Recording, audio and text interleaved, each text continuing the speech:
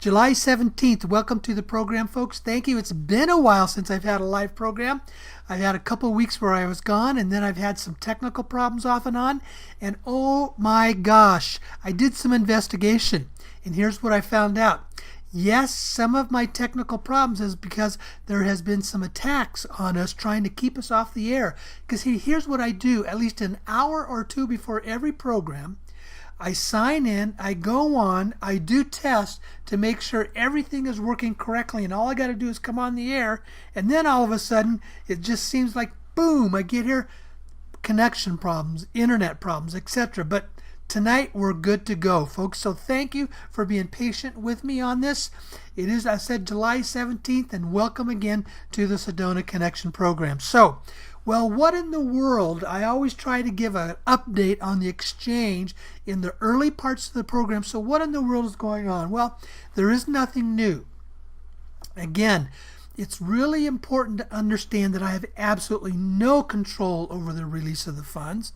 And secondly, what I call the Texas Processing Office, where the funds are held, they will never, never, never give an advance notice of when the funds will be released, because we do know there's going to be some outside attack that is going to be coming at us. We are very, very clear saying they cannot shut us down, but they are going to try to create some chaos and a lot of problems in the process of the funds being released. So we have to make sure everything is being done right, being done correctly. We're going by all the standards that are there, and the process needs to be smooth. So because of that, also it's also reflecting the fact that I think these same people are basically trying to shut down my radio program here, and they don't want me here coming on the air, okay? But everything is good. And also, when I say the Texas Processing Office will never release the funds, I will be the very, very last person they would tell. Why? Because I am the only one that is doing an on-the-air program where I do this program live here on the air for anybody that wants to watch it, or in my workshops that I do. I'm the only one that gets to publicly talk about this currency exchange program. And folks, anybody is welcome to come and be involved in it. And yes, there are still lots and lots of funds that are available. You see, they have this very, very large sources of funds, but what they do, they continue to invest it. So it continues to grow. The pot, in so many words, continues to grow. So there's more funding that is still available for all of us. So if you're still interested in wanting to be a part of this currency exchange, all you got to do, you need to send me an email to daveschmidt@msn.com saying that you want to be involved in the currency exchange, or if you may already be in and you would like to add to what you have. As of now, there is no limit, folks, so you can come in and bring in as much as you want. So that's basically what's happening now. What is it there that's taking place in the Texas Processing Office? There are some private preliminary groups that will go before us. Now, folks, you will never know about that. The public won't know. But my broker keeps me informed is that they have basically set up their situation. Their process is ready to go. Now, there are other groups that we are not involved in. And a few of those are the Reno-based group. And the information I have gotten is that the Reno-based group is up and ready to go. They are waiting for the last word to come down from their funding sources.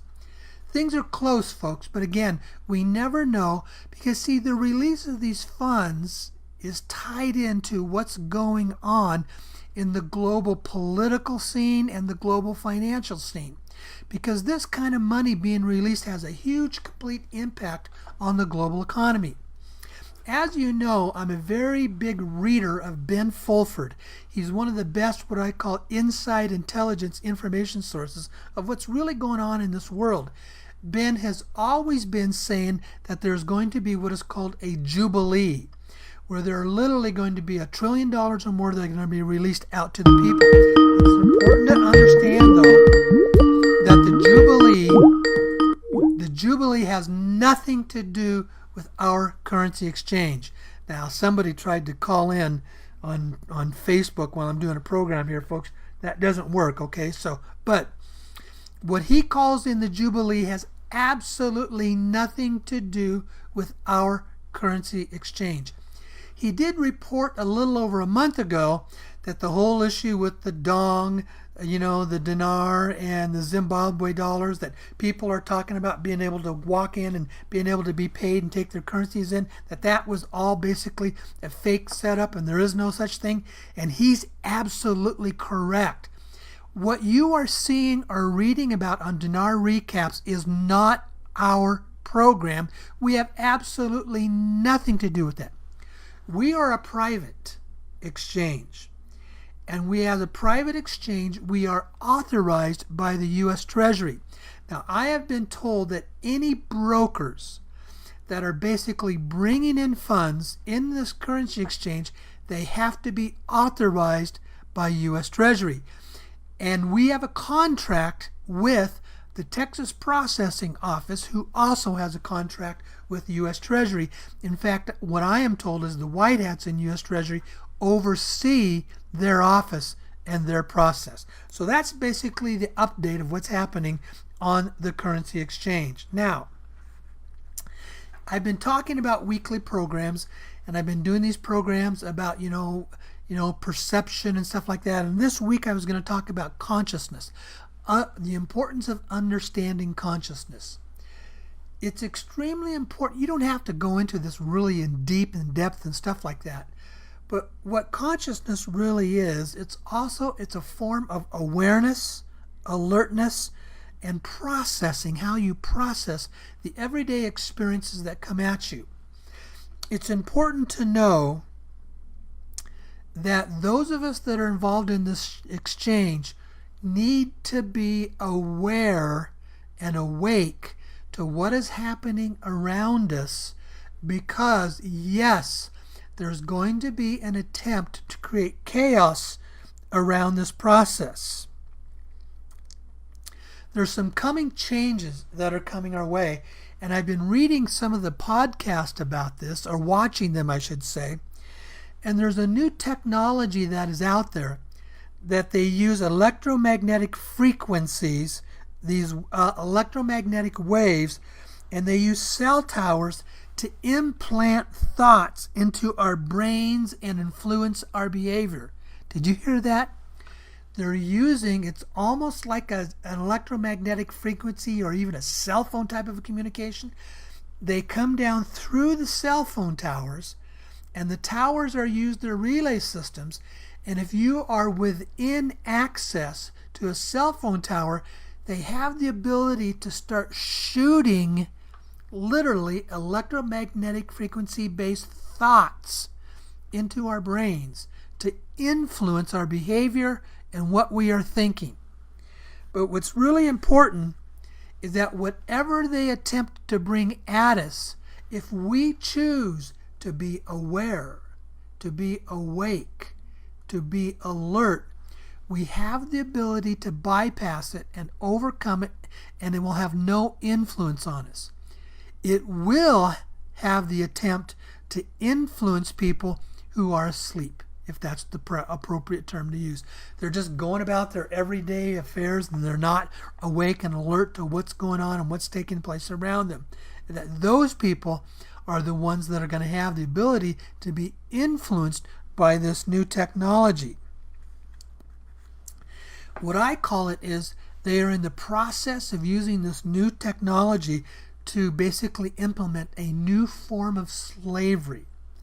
Not necessarily a physical slavery, but a mind-based slavery. They will come in, they will attempt basically to influence our thoughts, to be able to influence our behavior, because they want to keep control of everything that goes on.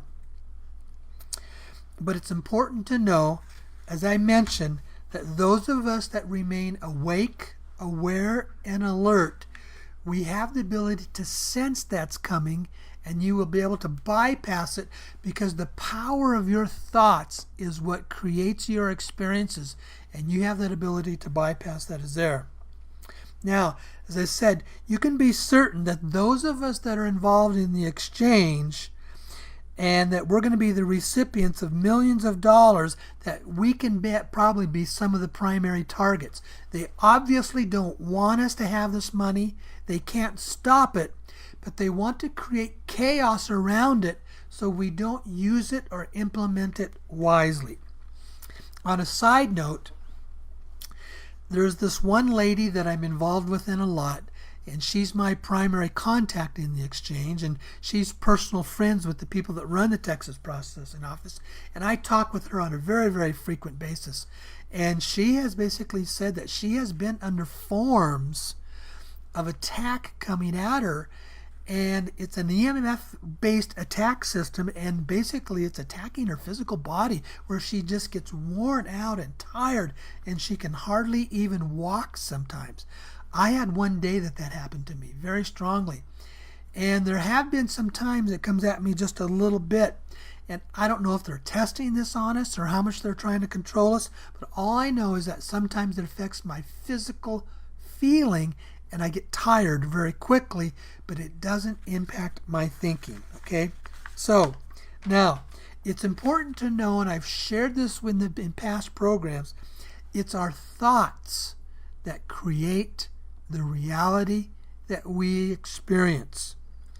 We are the ones that create what we experience. Now, we don't go out and do this consciously, but it predominantly comes from the subconscious mind, that the things that we experience on a daily basis, or how we react to anything that comes up in front of our face, how we choose to respond to that is basically the habitual pattern that we have developed in the subconscious mind.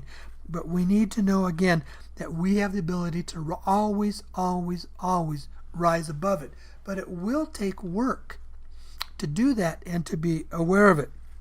It's important to understand that the real purpose of these funds is for us to develop this higher state of awareness for ourselves and be stronger so that we can go out and we can help others in this process. Now, as I said, and I've shared in past programs, I've been doing a lot of reading and watching various podcasts about the world that we live in is a holographic illusion. It's through what is called the quantum physics process that it is not necessarily real. We experience it as being real because that's what we choose to believe, but in the reality, it's not so real. Now, I'm going to share some videos tonight, so let's watch this first one. That's called Do We Live in a Real World?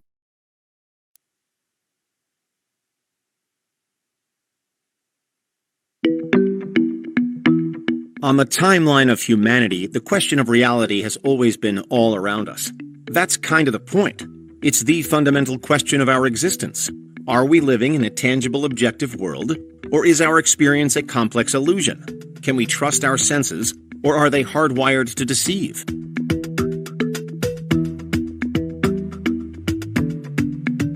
In ancient times, we looked mostly to God or to gods, multiple, to try to explain what we couldn't understand. We developed stories and traditions, legend and myth, all in some way seeking to get a grip on our lives. In ancient Greece and Rome especially, records show that many of the most influential philosophers, such as Socrates and Plato, were also endlessly interested in truly understanding what life was, what's the point of living, and how is reality intrinsically formed.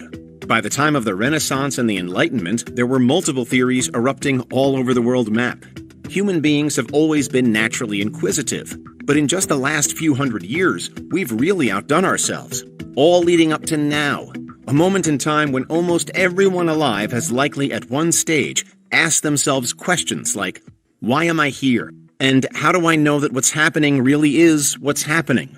In the modern era, the pursuit of science has added new dimensions to this age-old debate. And today we can explore it via things like simulation theory and through other matrix-like scenarios. We can also consider the implications of a multiverse, the potential influence of artificial intelligence, and even the possible existence of an extraterrestrial edge. All have a role to play as we continually try to prove what's real. So let's get into it. First up, simulation theory. which proposes that reality is in fact a computer-generated sim. It's an intriguing concept that actually has roots in ancient ideas, but it gained prominence in modern times largely through the work of the Swedish philosopher and Oxford professor Nick Bostrom.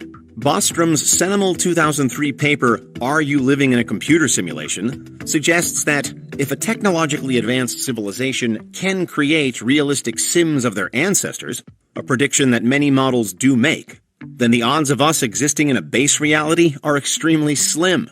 Instead, we're much more likely to be populating one such ancestor sim, no matter how intelligent and capable of free will we believe ourselves to be. All of that would in fact be false, or an illusion. Elon Musk is a vocal advocate of simulation theory. He argues, for instance, that given the exponential growth of video game technology, it's now certainly plausible that advanced enough civilizations would create simmed worlds indistinguishable from reality. The renowned astrophysicist Neil deGrasse Tyson has also gone on record emphasizing the potential for all of this to be a simulated construct. The chances for which Tyson has before claimed could be as much as 50-50. 50% likely we're living authentic lives, 50% likely that everything we've ever known is artificially dreamt up and rendered by some higher power. So if our reality were a sim, then what would that mean for us? It's the first chance of many that we have to properly question the true nature of what we know. On the one hand, would it matter if we were simulated? Some argue, not really. But on the other, could our lives ever hold the same significance if we knew that we were mere lines of code? Importantly, sim theory is a speculative hypothesis lacking concrete evidence. It isn't a proven fact, but it sure does make you think. In a broader sense, the matrix has come to be something of a catch-all term for any proposed social structure that takes us out of this dimension and into another. Of course, the idea is most closely associated with the 1999 cyberpunk sci-fi classic The Matrix, which depicts a once unsuspecting Neo as he has the veil of reality removed to learn the truth. Across all manner of blockbusting scenes and bullet-dodging special effects, Neo goes from being essentially an extra in what he used to think was real life, to very much the main character in a higher dimension. But could Neo's story ever actually happen?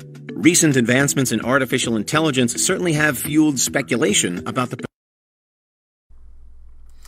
Okay, so that there talks about, the fact, is the world real, or are we living what is called in a matrix? In a past program, I've shared with you a book by Wes Penray called The Orion, and he has done the best job I've ever seen of anybody that truly explains who we are as human beings, why we are here, where we have come from, and yes, we are stuck in what is called this matrix world. Now, folks, please remember, this is not just something that I'm just thinking about or I'm following others. I was a religion major in college 45 years ago, so I've been around asking these types of questions of myself, and I studied them extensively about what does it mean to be spiritual beings? What does it mean to have a soul? Where does the soul come into this whole process?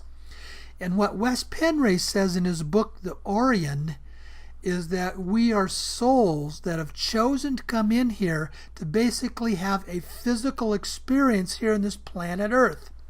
But there is this extremely powerful ET entity by the name of Enki and Anunnaki that is basically, as long as we're in our physical bodies, has created a matrix world and entrapped it within us.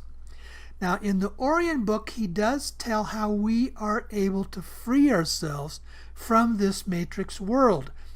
But he says this whole process of we live a physical life, we die, we go through the long tunnel, and we have this strong, powerful feeling, and then we go through the reincarnation process and come back. And if you talk to anybody who is basically what I called, strong spiritual-based people who have the ability to do what I call and talk to and communicate with non-physical spiritual beings, they will all tell you that we as humans have reincarnated hundreds and hundreds of times because we became entrapped.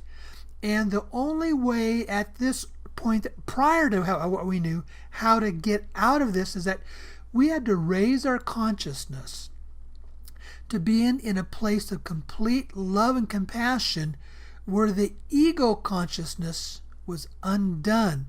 And as long as we were stuck here, or as long as we were living in a form of the ego consciousness, it kept us entrapped into this third dimensional physical world. And in that world, with that previous video, that is where the computer simulation comes in. And that is what we could say, yes, what we experience as a physical world, what we experience as our physical third dimensional bodies, in essence, are computer-created simulations that we experience. And in the reality, the world that we live in is just an illusion, and we are able to rise above that. But as long as we're here, we can get stuck in that. And again, one of the purposes of the funds is to have a large number of us, thousands of us, who have the resources to become independently wealthy, where we're no longer slaves to our jobs, and we can take the time to learn how to do the work to rise above this matrix world. Now, let's watch a next video that talks about the world.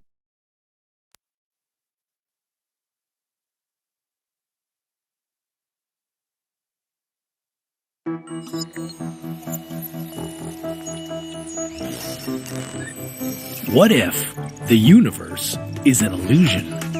What if your reality is not what it seems to be? What if you are just a two-dimensional projection stretched on the surface of a black hole?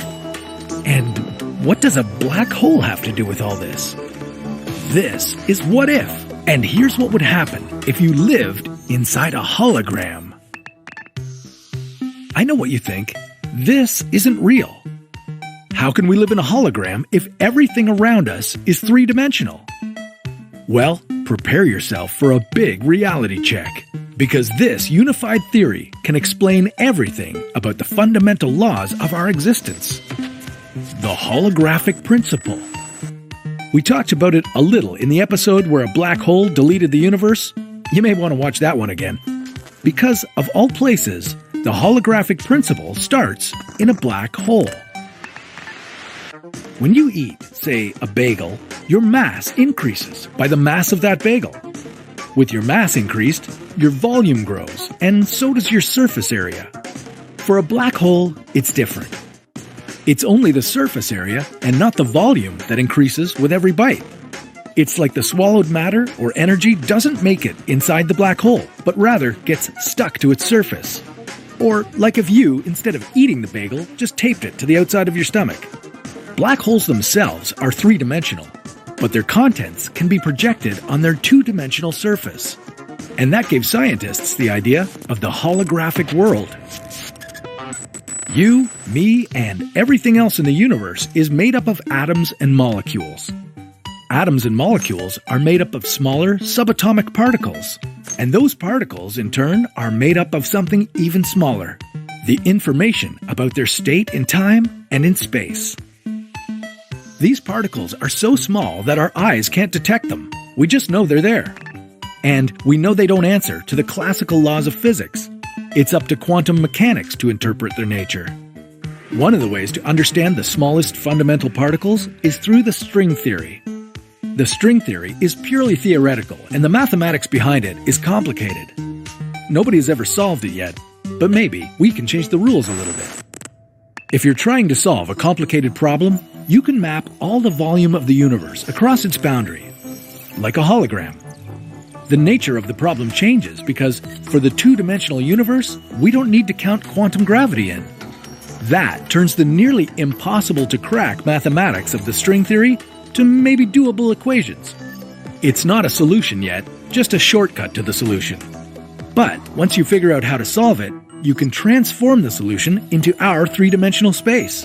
Congratulations! You solved the mystery of the universe and how it started, through the hologram. But does that mean we ourselves are living inside a hologram? And what would it be like to be a hologram? When you take a selfie, you lose some of the information about yourself. When you later look at the picture, you can't see the back of your head. The holograms are designed to preserve all of that information. If you experienced the world in a holographic way, You could look at someone else's skin and tell everything about their organs, what they ate for lunch, even their thoughts. Is it just me or does that sound creepy? The fundamental laws of our universe, from black holes to the smallest particles to the laws of our reality, could be potentially described with the help of the holographic principle. It doesn't necessarily mean we live inside a hologram, but if we did, we wouldn't be able to tell the difference anyway. Maybe time doesn't exist either. But that's a story for another What If. Okay, so some of you may be wondering, why am I sharing this type of stuff? What does this have to do anything with the currency exchange? Well, directly, not a lot. But here's what I learned. When I first came across the concept that the world we lived in was a holographic illusion and it wasn't real, and that was about 8 years ago, it just blew me away. And I thought, because I had never heard of that, I had never conceived of that, and I started asking, how does this fit into my everyday life when I'm out doing all the things I need to do on a day-to-day basis? And it was difficult to to simulate this stuff into what does it mean? Because I thought, what impact does that have on me as I'm out there living my everyday life in this everyday third-dimensional world? And it didn't have a lot of direct impact. But here's what I have learned. The more I started listening to these videos and watching these videos about holographic illusion, we live in a simulated world. The world we live in is not physically real based upon quantum physics. What I began to realize is my awareness was expanding. My consciousness was expanding. And all of a sudden I began to see that the things that I thought were so important don't have hardly any value at all. How do we put a lot of deep value into a physical third-dimensional world that's just a holographic illusion? If we make it real, if we believe it's real, then that's the level that we will live at. As I began to share these things, and I even began to watch them more and more, my awareness began to expand, my consciousness began to expand, and my whole life began to expand. And all of a sudden, I started focusing on things that were different. And I didn't have to work at it. It just seemed to come because I was allowing this. So what I began to realize was, consciously, I still haven't quite figured out how do I deal with this, but the subconscious mind was taking it all in. And it was expanding itself and how I see things differently. I'm realizing I'm seeing this world so differently than what I used to. Okay? Now, that means there's a big shift that's coming and happening for us. And we have the ability to be able to expand with this new shift. So let's watch this short video about the upcoming shift. I think we're going to become beings that we have never been before. We're going to change our state of being. There's going to be a complete metamorphosis. It isn't just going to be a gradual linear evolution for humanity. It's going to be a jump in a state of being, a total metamorphosis. So I really feel we're going to step into our light bodies in a bigger way. We're going to be less dense, literally physically. We're probably going to eat less, more plant-based, lighter foods. We're going to be have a sense of much more telepathy, stronger healing ability. It's very beautiful, actually, and it's going to take us a few years to get there, probably 10 years, but people are going to be popping into that at various points depending on how much light they can embody. Okay, she talked about the importance of frequencies and how we handle that. It's important again to remember we live in a world where everything is energy, and all energy has frequency and vibrations. Our bodies have frequency and vibrations, and so do our thoughts. And the frequencies of our thoughts is what predicates the experiences that we have, okay? Now, as we're moving into a new world, there are actually scientists that are starting to hold to the theory that we live in a world of what is called the dual earth theory. Because the world is not entirely physical, because it's a hologram that we create from our thoughts, they are saying that there are actually two earths out there, if not even more. And as we are going to rapidly expand, we're going to find people that are going to start to make these transitions. They're going to understand the importance of keeping themselves in high frequency energy with high frequency thoughts. Those are people that are going to be living in strong worlds of love, compassion, and forgiveness for everybody and everything all around them. People that are compatible, people that are loving people, people that are caring people. In contrast to that, we live in a world where there's a lot of very low frequency, low energy people. People that are evil, people that are addicted to power and control, people that want to abuse others, etc., and things like that. Right now, we live in a world where both of those exist at the same time. But as we move forward, people are going to migrate to the earth matches their frequencies. That means those of us that are living in a world of deep compassion and love and forgiveness for everybody around us are going to enter into what we call a utopia world. And those who choose not to are going to move into a very hellish world. They're going to basically experience the reality of the frequencies that they have been emanating from themselves. So that means that's the reality behind the dual earth theory that a lot of scientists are beginning to back up. Now let's watch one more short video that kind of... So the idea is when you are of a certain frequency that's moving in a positive direction, when you're navigating in a positive direction, when you're taking the actions that are representative of the kind of world you would prefer to live on, are moving in that direction. So the earth you wind up on is already an earth that doesn't experience the idea of the destruction that you're talking about. But you have to take the actions that give other people a chance to also see in you a living example of how to take those actions too. Sharing information gives people options like what we're doing right now. They can decide whether they want to apply this kind of information in their lives that makes a difference in how they experience the idea of their shift to different versions of Earth, or they can ignore it all. It's none of our business what they...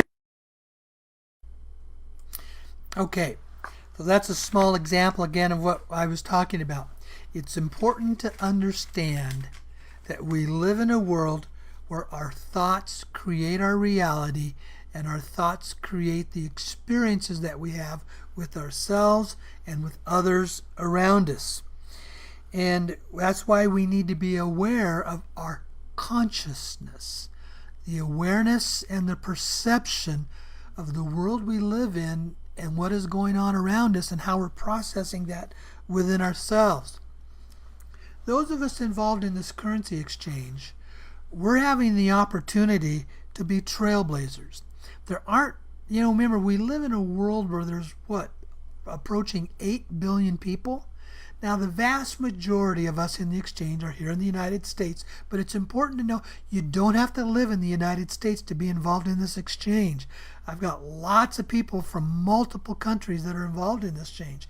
Lots of the European countries and a lot of people out of Australia as well that are involved in this currency exchange. The real reason for these funds to be released is to set us free from this world of financial slavery so we have the funds to take the time to be empowered and to be trailblazers to this new world that is coming our way. We will be the people that are the influencers of this new change. Okay? All right. Well, that's all basically I have tonight. I'm sorry, Blog Talk Radio wasn't able to be working, so I'm not able to take in any phone calls tonight. Let me just take a quick second here and to see, as I'm on Facebook, I didn't see specifically any comments that had come in, but were there. Okay, I guess we're ready to call it a program tonight. It is nice to be back. It's been almost, I think, 5 or 6 weeks since I've had a program. And folks, thank you very much for joining me. And I anticipate I'll be back next week. Okay, thanks a lot. Be blessed. You're all well loved.